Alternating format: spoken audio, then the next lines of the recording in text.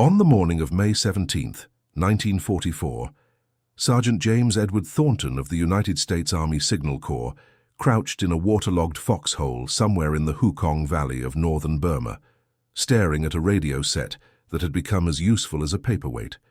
Around him, the remnants of the 5,307th Composite Unit, a provisional battalion of nearly 800 men, were scattered across 2 square miles of jungle terrain, surrounded by elements of the Japanese 18th Division. The radio, their only link to friendly forces and potential rescue, had fallen silent 3 days earlier when a mortar round had severed the antenna wire. Thornton believed, as did every man in that pocket, that they had perhaps 48 hours before ammunition and medical supplies ran out completely. Before we dive into this story, make sure to subscribe to the channel and tell me in the comments where you are watching from. It really helps support the channel. What none of them knew was that a discarded metal fastener and one man's refusal to accept defeat would transform their seemingly hopeless situation into one of the most remarkable rescue operations of the Burma campaign. James Edward Thornton was born on March 3, 1918, in Birmingham, Alabama, the youngest of 4 children. His father worked at the Sloss Furnaces, one of the massive iron production facilities that earned Birmingham the nickname Pittsburgh of the South. His mother took in laundry to supplement the family income, working from dawn until late evening, her hands perpetually red and raw from the harsh soaps and scalding water. The Thornton family lived in a neighborhood where most families were black. Most men worked in the steel mills or coal mines, and most children understood from an early age that opportunities would be limited by the color of their skin. James showed an early aptitude for understanding how things worked. As a boy of 10, he would collect broken radios from neighbors, taking them apart on the family's kitchen table, studying the components, trying to understand how electricity flowing through wires and tubes could produce sound from distant stations. His mother tolerated this hobby with patience, though she often reminded him that broken radios did not put food on the table. His father, more supportive, would occasionally bring home discarded electrical equipment from the furnace, transformers or switches or motors that James would disassemble and study with intense concentration. By the time James graduated from Parker High School in 1936, he had taught himself enough about electronics to repair most common radio problems. He found work at a small radio repair shop on 4th Avenue, earning $11 per week, barely enough to live on, but more than many young black men in Birmingham could hope for. The shop's owner, an older white man named Mr. Hendricks, recognized James's talent and paid him fairly, a rarity in Depression-era Alabama. For 5 years, James worked in that shop, perfecting his skills, learning not just how to fix radios but why they failed and how to prevent those failures. When the war came, following the attack on Pearl Harbor in December of 1941, James faced a choice that millions of black Americans confronted. The country that denied him equal rights, that forced him to use separate water fountains and sit in the back of buses, was asking him to fight for its survival. Many of his friends chose not to volunteer, arguing with bitter logic that they owed nothing to a nation that gave them nothing. But James saw it differently. His father, despite decades of backbreaking labor in dangerous conditions, had always maintained a quiet dignity and a belief that America, however flawed, was worth fighting for. The furnaces will still be here when you get back, his father told him the day James announced his intention to enlist. But maybe if enough of us serve, if enough of us prove what we can do, things might be a little better when that day comes. James enlisted in the Army in February of 1942, reporting to Fort McClellan, Alabama, for basic training. The Army was segregated, black soldiers assigned to separate units, often given inferior equipment and training. But the Signal Corps, desperate for technically skilled personnel, was slightly more open to black recruits who possessed relevant expertise. James's background in radio repair caught the attention of a Signal Corps recruiter, and after completing basic training, he was selected to attend the Signal Corps School at Fort Monmouth, New Jersey. Fort Monmouth represented James's first extended time outside the South. The base was in New Jersey, where segregation, while still present, was less rigid than in Alabama. He could eat in restaurants without being told to use the back entrance. He could sit where he wanted on public buses. The small freedoms, things that white soldiers took entirely for granted, felt revolutionary to a young man who had grown up under Jim Crow. But the army itself remained stubbornly segregated, and James quickly learned that proving himself required exceeding every standard, making zero mistakes, and never giving superior officers any reason to doubt his competence. The Signal Corps training was intensive and comprehensive. James spent 6 months learning radio theory, from basic electronics through advanced troubleshooting techniques. He studied different radio sets, from the small handheld SCR-536 walkie-talkie to the powerful SCR-299 long-range radio. He learned Morse code until he could send and receive at speeds exceeding 25 words per minute. He practiced setting up and operating equipment under simulated field conditions, in rain, in darkness, under time pressure. The instructors, a mix of career Signal Corps officers and civilian engineers, emphasized not just procedural knowledge, but understanding. They wanted operators who could fix problems, not just follow manuals. James excelled. He graduated third in his class of 67 students, earning the rank of Technician 5th grade, equivalent to corporal, and orders to report to a replacement depot in California for overseas deployment. In August of 1942, he boarded a troop ship bound for Australia, beginning a journey that would eventually take him to New Guinea, then Burma, and into a situation that would test everything he had learned. The war in Burma in 1944 was unlike anything most American soldiers had experienced. It was not the massive mechanized warfare of Europe, with thousands of tanks and aircraft and millions of men. It was jungle fighting, small unit actions, brutal conditions where disease killed as many men as enemy action. The terrain was a nightmare of dense vegetation, steep mountains, rivers that swelled to impassable torrents during monsoon season, and heat that was physically debilitating even without combat. Malaria, dysentery, typhus, and dozens of other tropical diseases were constant threats. Supply lines were tenuous, dependent on airdrops and pack animals since few roads existed, and those that did became impassable mud tracks during the rains. The strategic situation in Burma was complex. Japan had conquered the region in early 1942, cutting the Burma Road, which had been the primary supply route for Chinese forces fighting the Japanese invasion of China. The Allies, primarily British, American, and Chinese forces, were slowly fighting to retake Burma and reopen the supply route. The campaign was characterized by long periods of small-scale skirmishing, interrupted by occasional larger engagements, all conducted under conditions that tested human endurance to its limits. James joined the 5,307th Composite Unit in March of 1944, assigned as one of 4 radio operators supporting the battalion headquarters. The unit had been assembled from various sources. A mix of infantry, artillery, engineers, and support personnel formed into a flexible force designed for independent operations. The commanding officer, Lieutenant Colonel William Braddock, was a West Point graduate with combat experience in New Guinea. His executive officer, Captain Frederick Walsh, was the immediate supervisor for James and the other radio operators. Walsh was 32 years old, a former high school history teacher from Dayton, Ohio, who had been commissioned through Officer Candidate School.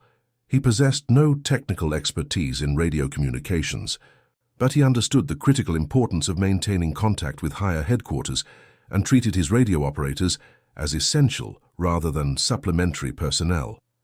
In later years, Walsh would write in his memoir that James Thornton was the most competent soldier he ever had the privilege to serve with, and that judgment included men of all races and ranks. The battalion's mission in May of 1944 seemed straightforward on paper. Intelligence reports indicated Japanese forces were using a particular valley, approximately 15 miles southwest of the town of Myitkyina, as a supply route. The 5,307th was ordered to establish blocking positions and interdict enemy supply columns. Standard reconnaissance and disruption mission, low risk, high value. The intelligence was accurate regarding Japanese use of the valley. What it failed to mention was that the valley was also being used as an assembly area for a much larger Japanese force preparing for offensive operations against Chinese units to the north. The battalion moved out on May 2nd, following trails that existed more in theory than reality. Each man carried approximately 60 pounds of equipment, weapons, ammunition, food, and personal items. The radio operators carried additional weight, the radio sets and batteries that were their responsibility.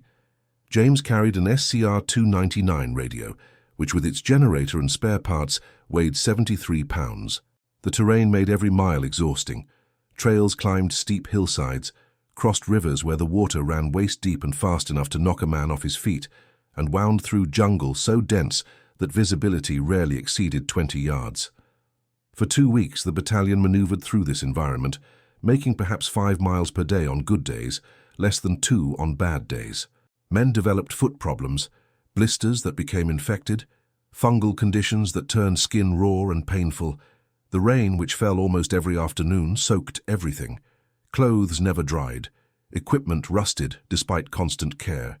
Food, mostly canned rations, tasted of metal and provided little comfort.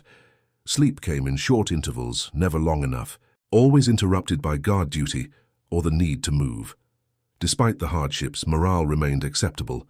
These were experienced soldiers, most with months of jungle service, accustomed to discomfort. They understood their mission and believed it was achievable. James maintained regular radio contact with headquarters, transmitting situation reports twice daily, receiving acknowledgements and occasional instructions.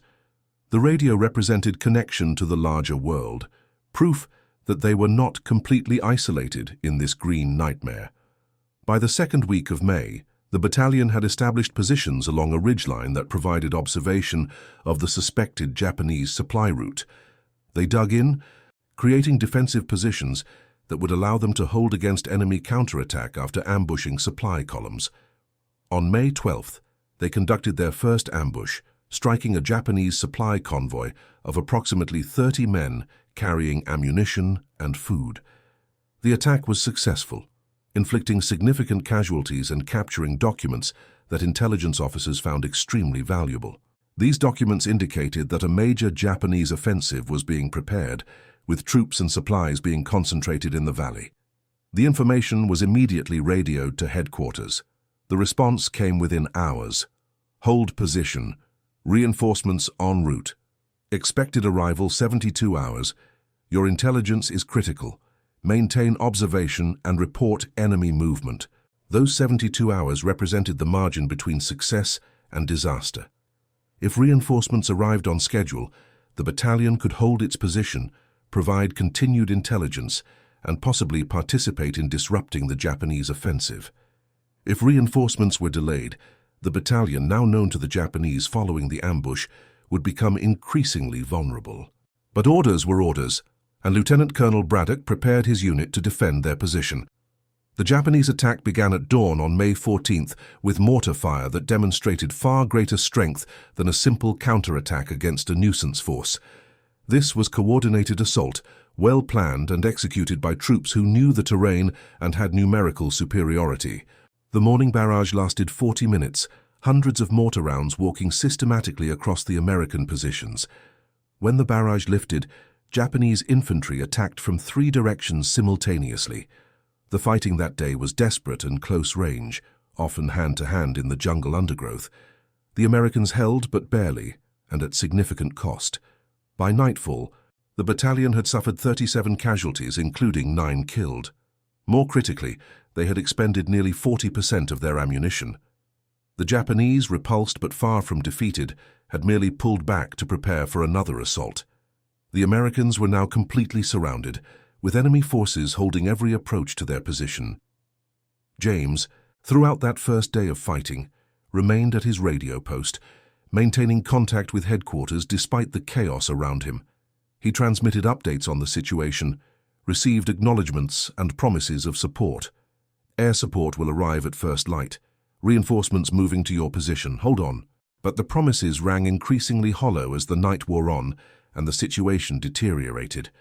May 15th brought renewed attacks and worsening conditions. The promised air support never materialized, weather too poor for flight operations. The reinforcements supposedly moving toward them remained absent.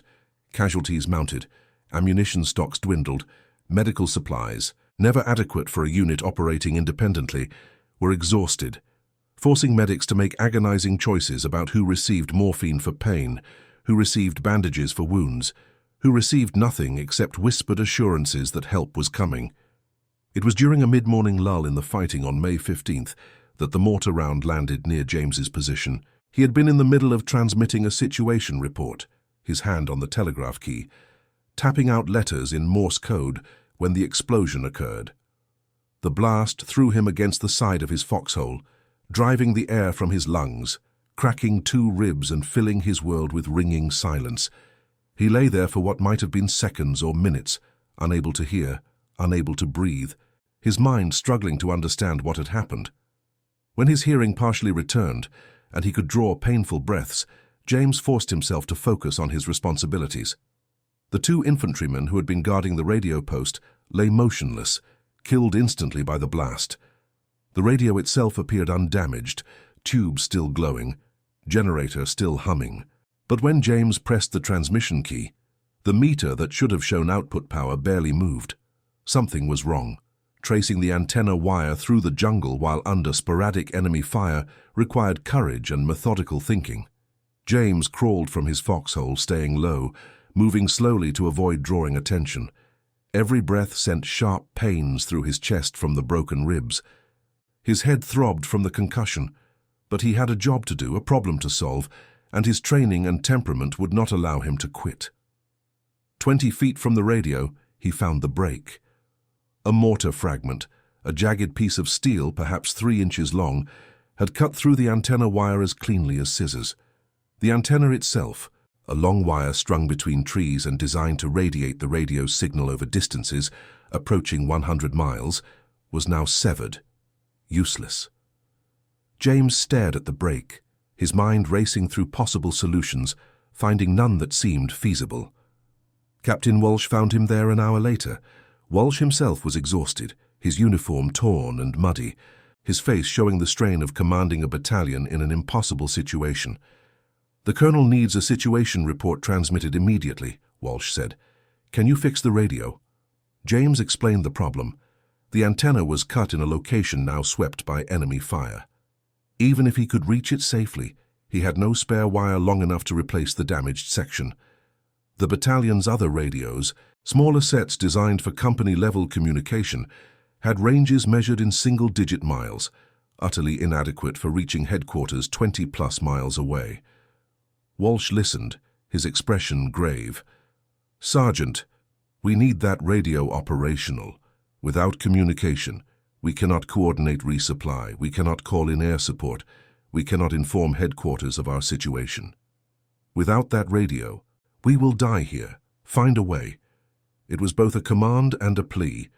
Walsh, educated and intelligent, understood the technical impossibility of what he was asking, but he also understood that accepting impossibility meant accepting death for 800 men. He needed James to attempt the impossible, and James, despite his exhaustion and pain, understood this and nodded his acceptance. For the rest of May 15th and into the night, James worked on the problem. He examined the radio from every angle, testing voltages, checking components, ensuring that the fault lay solely with the antenna and not with some internal damage from the mortar blast. He inventoried his supplies repeatedly, hoping to find something, anything that might serve as antenna wire. He considered trying to retrieve the severed portion of the original antenna, but Japanese machine gun positions commanded that area, and attempting to cross it would be suicide. The technical challenge was straightforward to understand, but seemingly impossible to solve. An antenna needed to be a specific length to efficiently radiate a signal at a given frequency. The SCR-299 operated on frequencies between 3 and 6 MHz, which required an antenna at least 40 feet long for acceptable efficiency. Shorter antennas could function, but with rapidly decreasing efficiency. A 20-foot antenna might achieve 25% efficiency. A 10-foot antenna perhaps 5%. And James had only 20 feet of usable antenna wire before the break. Standard antenna theory said that what he was attempting was impossible. But James Thornton had not survived 26 years as a black man in Alabama, had not excelled in Signal Corps training, had not endured months of jungle warfare. By accepting that problems were unsolvable, There had to be a way. He simply had not found it yet. The night of May 15th brought some of the heaviest rain James had ever experienced. The downpour was so intense that visibility dropped to a few feet. Water filled his foxhole faster than it could drain, rising past his ankles, then his knees. The radio equipment, supposedly weather-resistant, was soaked, despite his efforts to protect it with ponchos. He sat in that flooded foxhole, in total darkness except for occasional flashes of lightning, trying to think of a solution. His mind kept returning to a lecture at Fort Monmouth, an instructor discussing antenna theory. The instructor, a civilian engineer named Dr. Morrison, had mentioned something about loading coils, components that could be inserted into an antenna to make it electrically longer than its physical length. James had not fully understood the concept at the time, and now, trying to recall details from a lecture heard 18 months earlier, he found his memory frustratingly incomplete. Loading coils required inductors, coils of wire wound around a form. James had no inductors.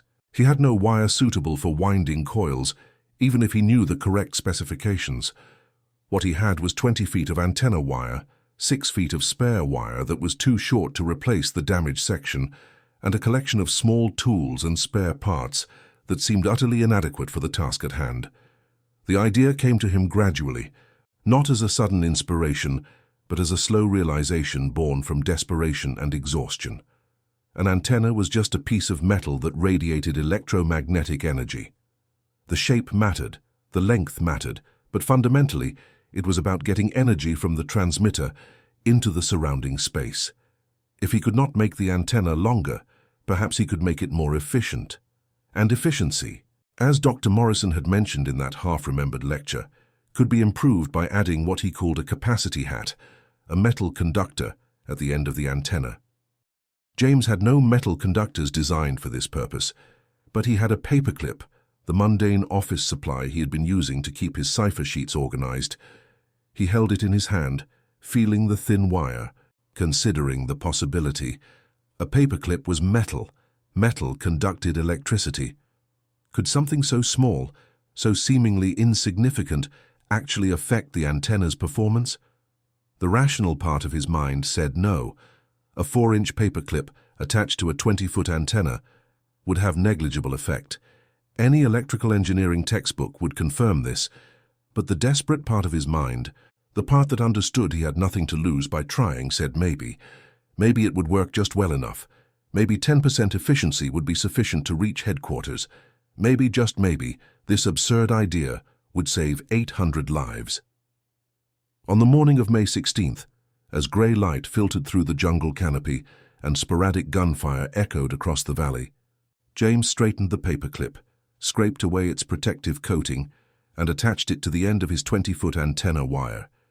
He positioned it vertically, pointing skyward, suspended on a small stick he had wedged into the foxhole wall. The configuration looked ridiculous, and James felt foolish even attempting it, but he cranked the generator, pressed the transmission key, and watched the power output meter.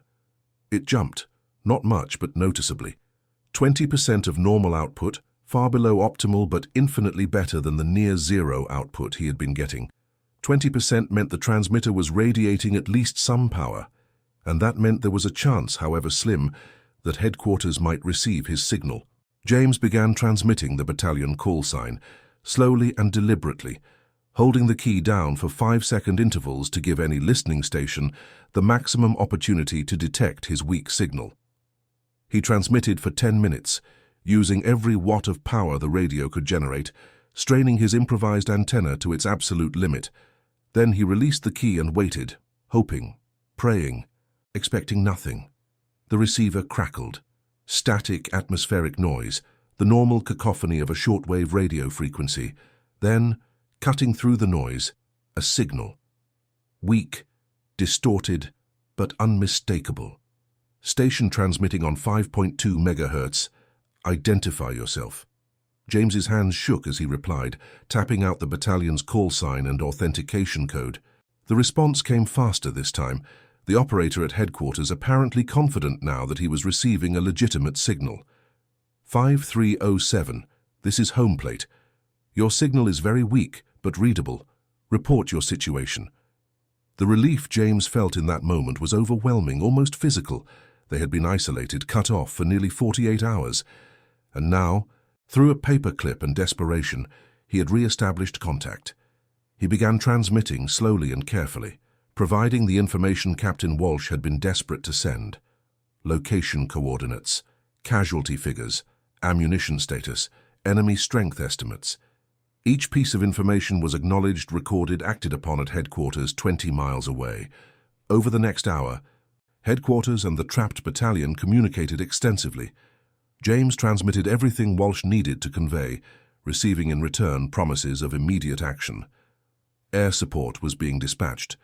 Medical supply drops were being prepared. A relief force was being organized. Hold your position, help is coming.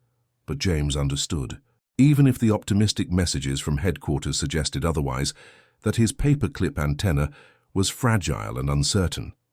The 20% power output was barely adequate, leaving no margin for error. Any change in conditions, any slight adjustment to the antenna position, any deterioration in equipment performance could break the link again. He experimented throughout the morning, trying different configurations, adding more paperclips, adjusting angles, searching for ways to improve the already marginal performance. He found that 3 paperclips connected in series to create a 12-inch vertical element at the end of the antenna wire produced slightly better results. The power output climbed to 30% of normal, enough for relatively reliable communication under good conditions. It was still far from optimal, still dependent on favorable atmospheric conditions and careful operation, but it worked. That was the only thing that mattered. It worked. Captain Walsh, when he visited the radio position late on May 16th, stared at James's improvised antenna with an expression mixing disbelief and admiration. "Sergeant Thornton," Walsh said carefully, "am I correct in understanding that our entire communication with headquarters, our only link to survival, is currently dependent on office supplies?" James nodded. "Yes, sir. 3 paperclips, 20 feet of wire, and roughly 30% transmitter efficiency. It is not ideal, but under the circumstances, I believe it is adequate." Walsh began to laugh. It was not hysterical laughter, but the genuine amusement of a man confronting an absurdity so profound that the only reasonable response was to find it funny. "Son," he said, when he could speak again, "if we survive this, I am going to recommend you for every decoration I can think of. But more importantly, I'm going to make damn sure you never run short of paperclips again." The weather on May 17th remained terrible, heavy clouds and rain preventing flight operations. But James maintained regular communication with headquarters, transmitting updates every 2 hours, receiving encouragement and promises that help was coming soon. The Japanese continued their pressure on the battalion's perimeter, probing attacks designed to identify weaknesses. Conserving strength for a final assault they clearly believed would be successful. May 18th brought slightly improved weather, enough for headquarters to attempt an air supply drop. James received instructions to mark the battalion's perimeter with colored smoke grenades at precisely 0800 hours. He relayed these instructions to Walsh, who distributed smoke grenades to positions around the defensive perimeter. At the designated time, orange smoke billowed into the sky from 6 locations. 15 minutes later, the sound of aircraft engines reached them, growing louder, becoming a roar as 6 C-47 transport aircraft approached at low altitude. They came in single file, barely above the treetops, cargo doors open, packages tumbling out as they passed overhead. Parachutes blossomed, white against the grey sky, drifting down toward the trapped battalion. Japanese forces fired at the aircraft, tracer rounds arcing upward, but the transports maintained their course, completed their drops, then turned away and climbed into the clouds. The packages, each containing ammunition, medical supplies, food or water, landed within and around the battalion's perimeter. Some were damaged on landing, their contents scattered or destroyed, but most survived intact, and within an hour, supply parties had recovered the vast majority of what had been dropped. For the first time in days, the battalion had adequate ammunition, proper medical supplies, and sufficient food. The impact on morale was profound. Men who had been operating on the edge of despair, who had believed themselves abandoned and facing certain defeat, suddenly had reason to hope. They had ammunition for their weapons. They could treat their wounded. They could eat something beyond the last stale remnants of their combat rations. And most importantly, they knew that headquarters had not forgotten them, that rescue efforts were underway. But they remained surrounded, and Japanese forces showed no inclination to withdraw. Throughout May 18th and 19th, enemy attacks continued, each one repelled, but each costing casualties and ammunition. The supply drop had postponed defeat, but had not prevented it. Without relief or withdrawal, the battalion would eventually be overrun. James maintained his vigil at the radio, his paperclip antenna continuing to function despite conditions that should have destroyed it. Rain soaked everything. Mud accumulated. The paper clips themselves began to rust. But they kept working, kept coupling enough of the transmitter's power into the antenna to maintain contact with headquarters. James transmitted situation reports, received instructions, and served as the sole reliable link between the trapped battalion and the world beyond. His physical condition deteriorated. The cracked ribs made every breath painful. A leech bite on his leg had become infected, the skin around it red and swollen. He had developed a fever, possibly from the infection, possibly from any of a dozen tropical diseases endemic to Burma. His hands trembled from exhaustion and inadequate food. But he stayed at his post, adjusting paperclips, cranking the generator, tapping out messages that carried the battalion's situation to headquarters and brought back promises that help was coming. On the morning of May 20th, those promises became reality. James received a transmission directing the battalion to prepare for movement on command. A relief force, combining American and Chinese units, had engaged Japanese positions to the east. The sound of artillery fire, coming from that direction, confirmed the message. The Japanese forces surrounding the battalion began to reposition, pulling troops away from the American perimeter to meet this new threat. At 1400 hours, the relief force broke through. 2,000 men, heavily armed and supported by artillery, crashed into the Japanese defensive line and shattered it. By 1600 hours, the lead elements had linked up with the 5,307th. The siege was over. The evacuation began immediately.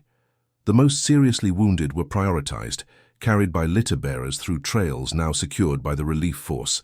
The march back to friendly lines covered 20 miles, a journey that took 3 days through terrain that seemed determined to test the survivors one final time. Japanese forces, though badly mauled by the relief operation, continued to harass the column, launching ambushes that inflicted additional casualties. James was among the last to leave. He carefully disassembled his radio, packed it with a care that might have seemed excessive, but which reflected his deep respect for the equipment that had saved his life and the lives of his comrades. Before leaving his foxhole, he disconnected his paperclip antenna. The 3 paperclips, rust-spotted and bent, went into his pocket. They deserved better than to be left behind. The march tested everyone. James, with his cracked ribs and infected leg, struggled to keep pace. Several times he fell behind, and each time other soldiers waited for him, helped him, refused to leave him. These men, whom he had served by maintaining their lifeline to rescue, now repaid that service by ensuring he did not become a casualty in the final miles of their ordeal. They reached Myitkyina on May 23rd. Of the 798 men who had entered the Hukong Valley 3 weeks earlier, 643 emerged alive. The casualties were grievous, but far less than they would have been without communication, without the supply drop, without the coordinated rescue operation that James's improvised antenna had made possible. James was admitted to the field hospital with multiple conditions requiring treatment. The cracked ribs would heal on their own, given time and rest. The infected leg wound required antibiotics and drainage. The fever, diagnosed as early-stage malaria, required quinine treatment.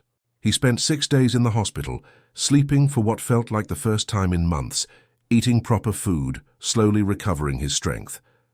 Captain Walsh visited him on the 7th day. Walsh had cleaned up, his uniform fresh, his face shaved, but the exhaustion still showed in his eyes.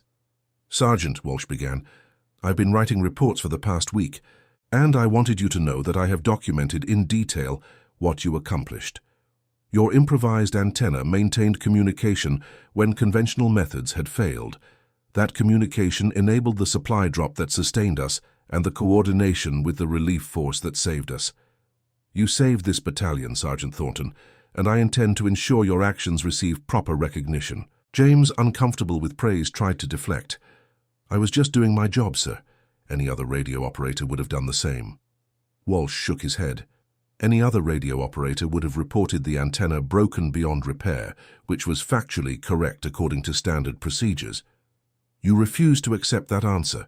You experimented, you improvised, you found a solution where none should have existed. That is not just doing your job, Sergeant. That is exceptional performance that deserves exceptional recognition. The official Army records, preserved in the National Archives, document the action with bureaucratic precision. After Action Report 5307th Composite Unit, May 1944. Extensive combat operations, significant casualties, successful relief operation. Among the unit citations and individual commendations, one entry stands out. Sergeant James E. Thornton, Signal Corps, demonstrated exceptional resourcefulness in maintaining communication under adverse conditions. His improvised antenna solution enabled continuous contact with higher headquarters and directly contributed to the successful outcome of the operation. Recommended for Soldier's Medal. But the unofficial stories, spreading through the Signal Corps and eventually throughout the Army, told a different tale. They spoke of the radio operator who saved a battalion with paper clips. The details varied with each telling. Some versions claimed a single paperclip. Others described elaborate antenna systems constructed entirely from office supplies. The story grew, acquiring embellishments and exaggerations that James himself found both amusing and embarrassing when he heard them. The technical community within the Signal Corps took immediate interest. James was interviewed by Signal Corps engineers who wanted to understand exactly what he had done and why it had worked. He explained his reasoning, such as it was, admitting that much of his solution had been guesswork and desperation rather than rigorous engineering. The engineers listened, took notes, conducted their own experiments, and eventually published technical papers analyzing his improvised antenna design. The consensus was that James, working from intuition rather than calculation, had created a form of capacity-loaded vertical antenna.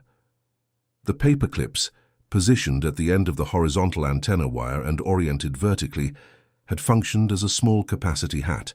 This configuration had improved the antenna's radiation efficiency just enough to make communication possible. It was not an optimal design by any standard engineering measure, but under the specific circumstances James faced, it was adequate, and adequate in that situation was the difference between life and death. James continued to serve with the Signal Corps in Burma through the end of the war. He was promoted to Technical Sergeant in July of 1944, then to Master Sergeant in January of 1945. He trained other radio operators, emphasizing improvisation and problem-solving over rote procedure.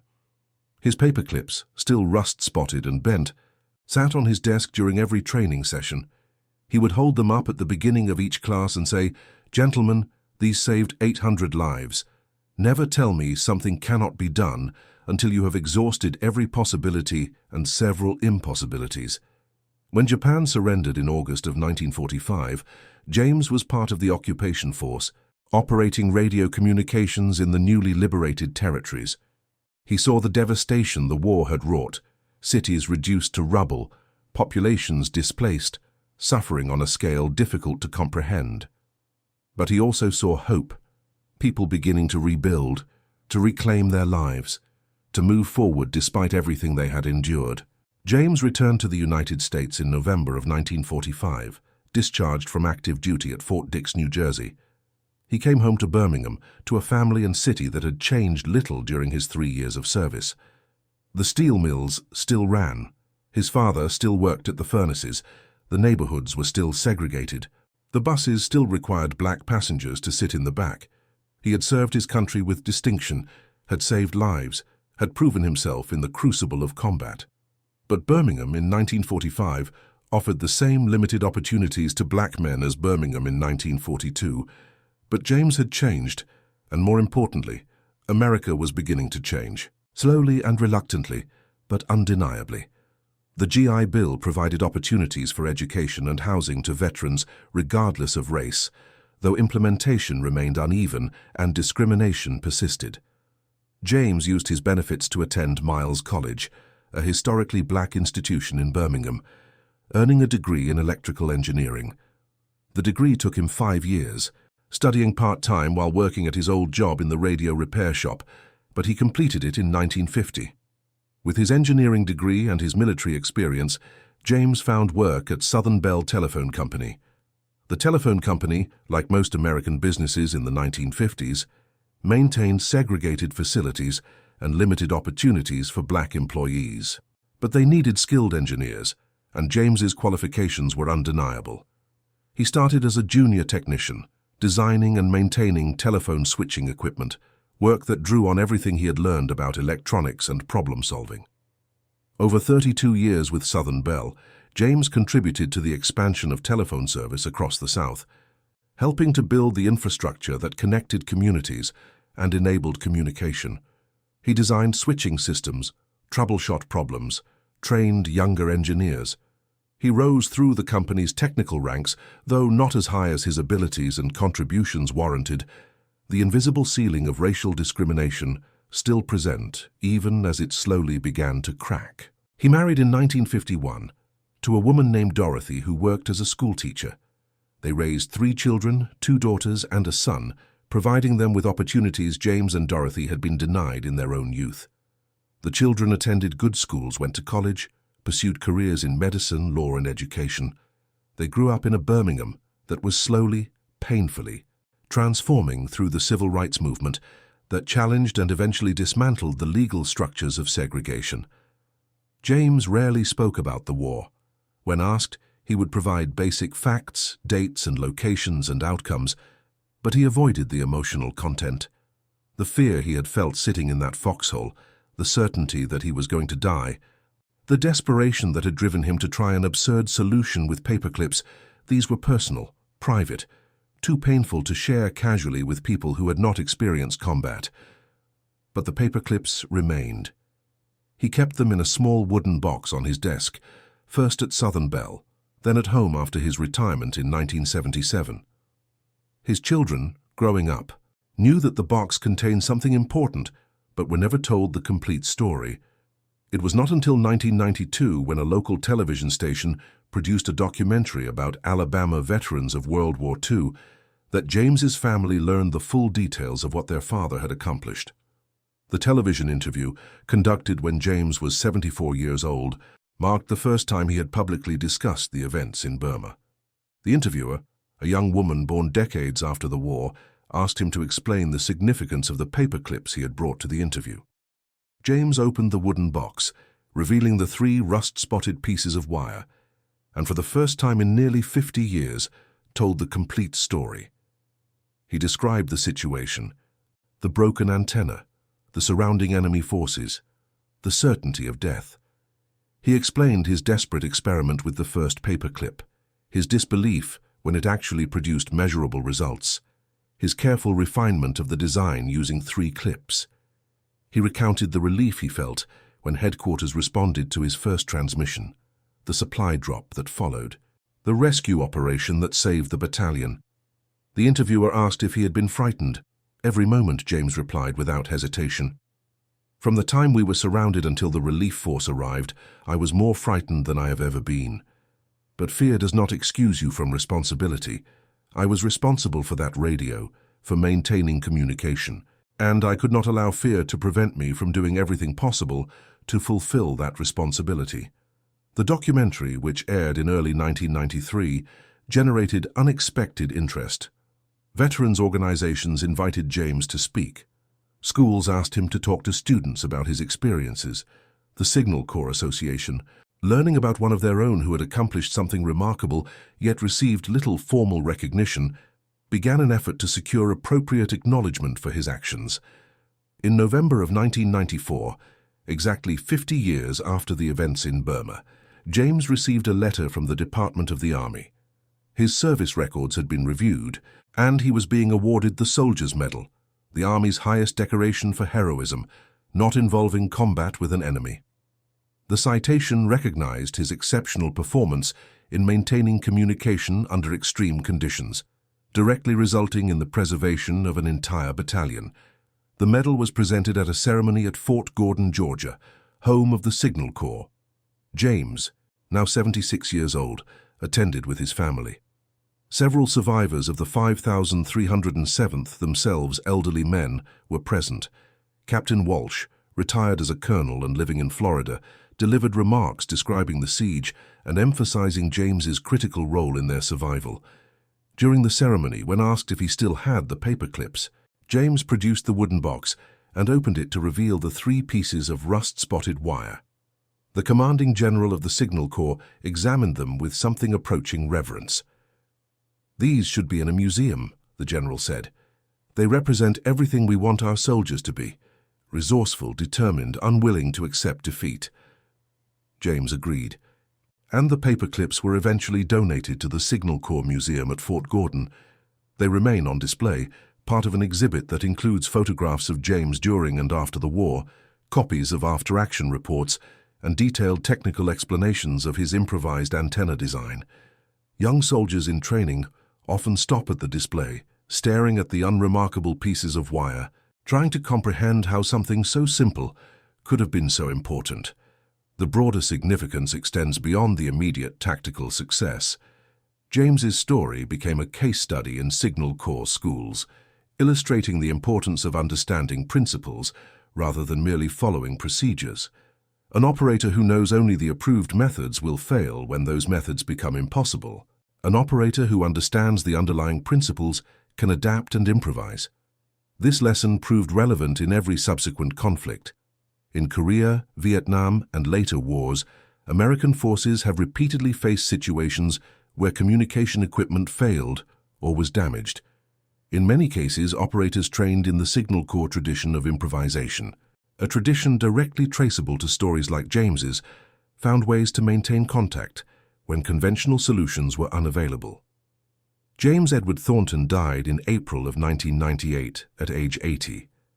His obituary in the Birmingham News mentioned his military service and his career with Southern Bell, but provided few details about his wartime accomplishments. It was a quiet ending for a man who had lived a largely quiet life, punctuated by a few days of extraordinary achievement. At his funeral, survivors of the 5,307th provided the military honors. They were old men, the youngest in their mid-70s, but they stood at attention as the bugler played taps, as the flag was folded and presented to James's widow. One of them, Robert Collins, who had been an infantry sergeant in May of 1944, spoke at the service. "He saved our lives," Collins said simply. "We were trapped, we were running out of everything, and he fixed a radio with paper clips. I stand here today because Jim Thornton refused to quit. The wooden box that had held the paper clips was buried with James at his request. The paper clips themselves remain at Fort Gordon, a permanent reminder of what can be accomplished when technical knowledge, determination, and desperate necessity align at a critical moment." The technical community continued to study James's improvised solution for years after the war. In 1997, a team of electrical engineers at the Massachusetts Institute of Technology conducted a detailed analysis using modern computer modeling software. They recreated the exact conditions James had faced: the broken antenna, the available materials, the frequency range of the radio. Their models confirmed what the original Signal Corps engineers had concluded, that the paperclip configuration should have produced approximately 25 to 35% efficiency under ideal conditions, and probably less under the actual battlefield conditions of mud, rain, and imperfect connections that James had dealt with. But what fascinated the MIT researchers was not just that the design worked, but that James had discovered it through intuition and experimentation rather than calculation. The optimal design for a capacity-loaded vertical antenna at those frequencies they determined through extensive modeling would have used a top-loading element between 8 and 14 inches long, positioned at a specific angle between 60 and 75 degrees from horizontal. James's 3 paper clips, totaling approximately 12 inches and positioned at roughly 70 degrees, fell almost exactly within these optimal parameters. He had, in other words, accidentally discovered through trial and error what would have taken trained engineers hours of calculation to determine. The lead researcher on the MIT study, Dr. Patricia Hammond, published a paper in the Proceedings of the Institute of Electrical and Electronics Engineers titled Improvised Antenna Design Under Field Conditions, a Historical Case Study.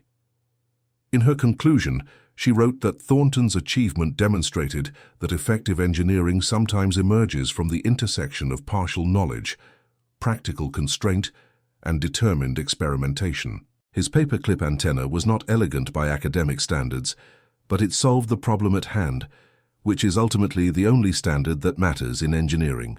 The story of James's paperclips also became part of a broader narrative about the contributions of Black Americans to the war effort, contributions that were often overlooked or minimized in the immediate post-war period. The military during World War II was officially segregated, with black soldiers typically assigned to support roles or segregated combat units. Yet these soldiers served with distinction, often under conditions more difficult than their white counterparts faced, proving their competence and courage despite the institutional racism that limited their opportunities. James's story fit into this larger pattern. He had received the same technical training as white Signal Corps operators, but he had to excel beyond the norm to receive recognition.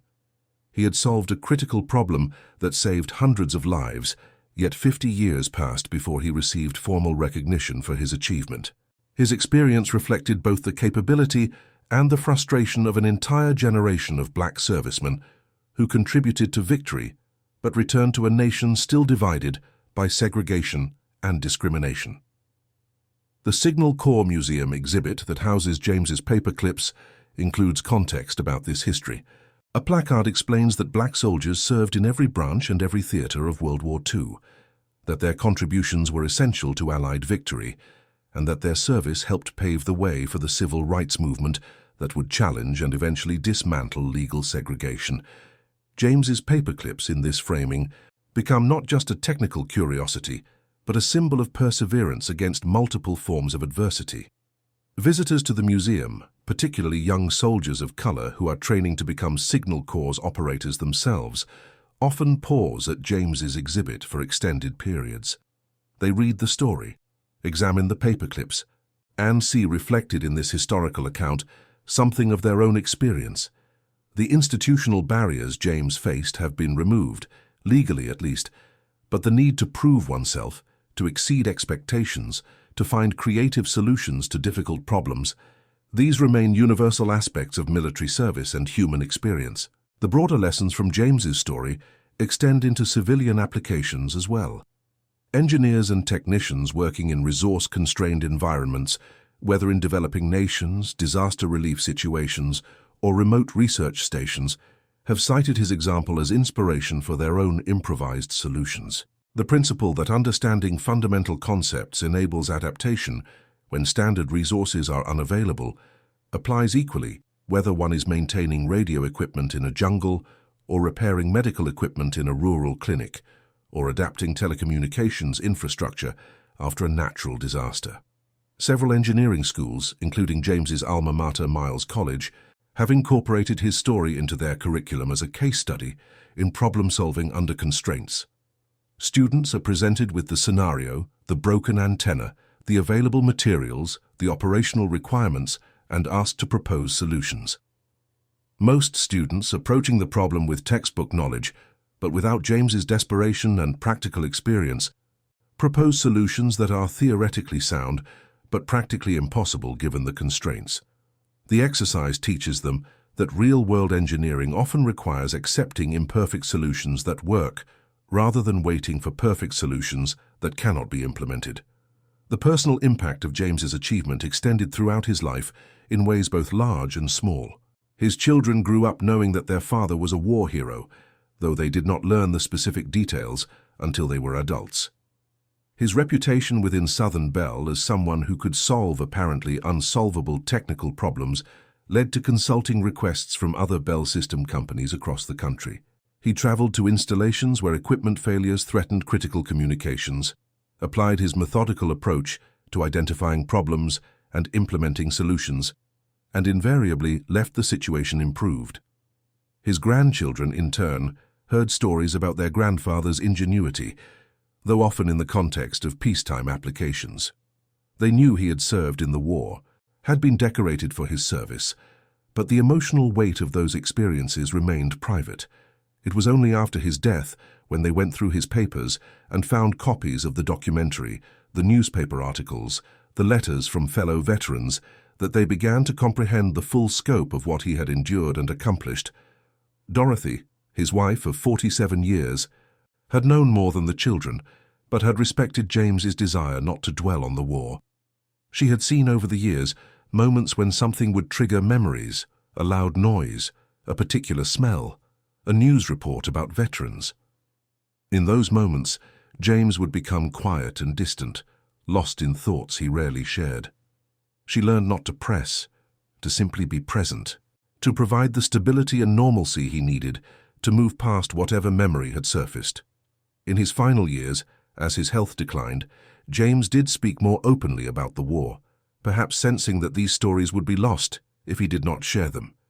He would sit with his grandchildren, now teenagers and young adults, and describe Burma, the heat and rain and mud, the constant fear, the loss of friends to disease and enemy fire. But he always came back to the radio, to those 3 paper clips, to the moment when he realized his absurd idea might actually work.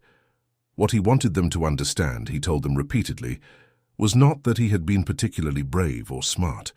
Hundreds of men in that battalion, he would say, showed equal or greater courage. Many were more intelligent, better educated, more naturally talented. What set his story apart was simply that he had been in the right place, with the right skills, facing a problem that his particular combination of knowledge and stubbornness could address. That is all heroism ever is, he told them, being able to help when help is desperately needed, and choosing to do so even when the odds seem impossible. The theological implications of James's story also resonated with many in the black church community where he had been raised and to which he returned after the war. He attended 16th Street Baptist Church in Birmingham, the same church that would be bombed by white supremacists in 1963, killing 4 young girls. James was in the church that morning, had left only minutes before the explosion, had rushed back to help dig through the rubble. The experience, coming nearly 20 years after his experiences in Burma, reinforced his understanding that evil existed in the world, that violence could strike without warning, that the innocent suffered alongside the guilty. But his faith, tested in the jungles of Burma and the streets of Birmingham, survived these trials. He did not believe that a higher power had specially intervened to save him with the paperclip idea. Rather, he believed that he had been given a mind capable of understanding electronics, hands capable of delicate work, and a will strong enough to keep trying when quitting would have been easier. The paperclips were not a miracle, but a gift of the capabilities that all humans possess. The ability to think, to create, to solve problems, to refuse defeat. This perspective, grounded in Black Baptist tradition and shaped by personal experience, informed how James understood his place in history. He was not a chosen instrument, but a flawed human being who had done his best in a terrible situation. That, he believed, was all anyone could ever do, and it was enough.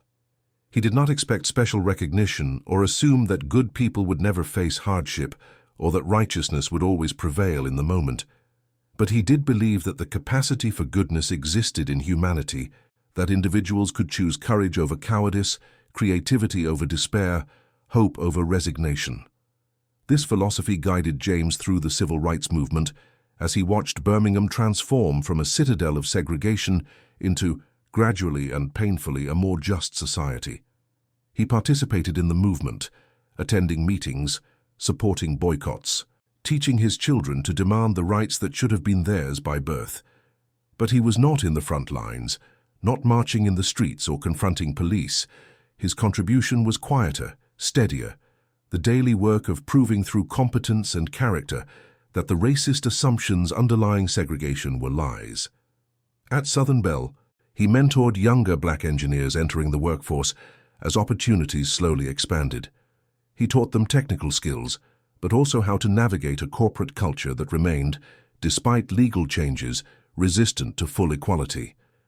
Work twice as hard to receive half the credit, he would tell them, but do not become bitter. Bitterness corrodes the soul. Instead, take satisfaction in your competence, in work well done, in problems solved. They cannot deny results, and eventually, results speak louder than prejudice. By the time James retired in 1977, Southern Bell's workforce was more diverse, opportunities more equitable, though still far from perfect. His career had spanned the period of greatest social change in American history since the Civil War. He had watched, participated in, and benefited from the gradual dismantling of legal segregation and the slow, ongoing process of building genuine equality.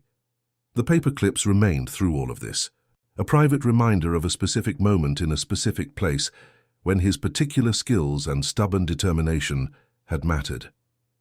He did not display them prominently or use them to draw attention to himself.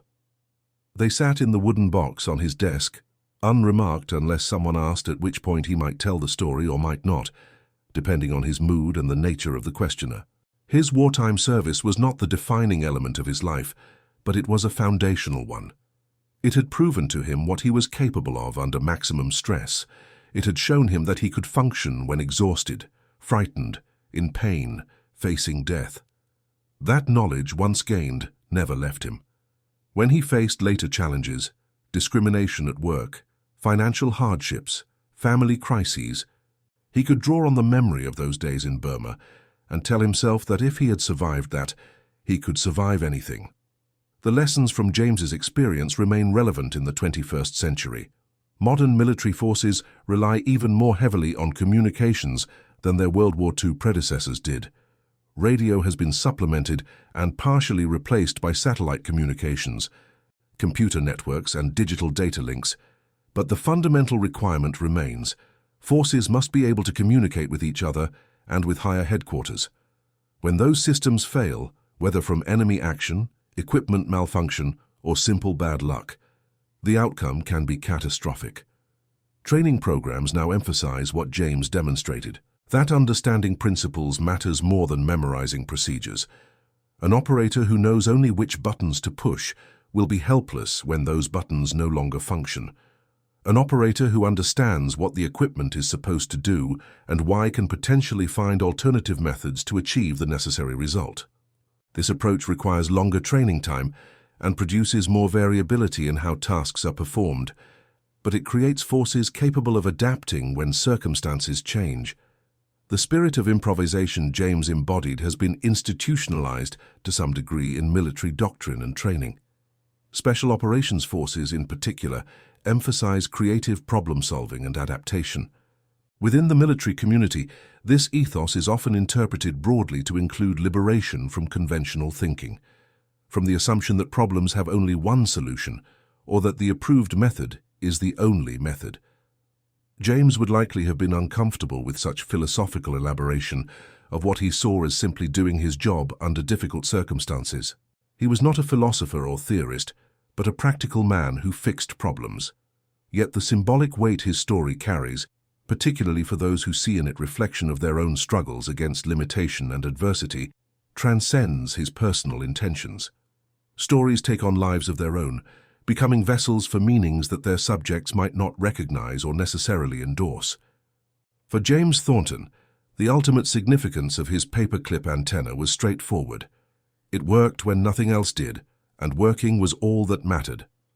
800 men had needed communication with headquarters to survive, and he had provided that communication using whatever materials he had available. The broader lessons about improvisation, about refusing to accept defeat, about the power of understanding over rote procedure, these were secondary to the immediate tactical reality. His comrades lived because the radio worked. Everything else was commentary, and that concludes our story. If you made it this far, please share your thoughts in the comments. What part of this historical account surprised you most? Do not forget to subscribe for more untold stories from World War II, and check out the video on screen for another incredible tale from history. Until next time.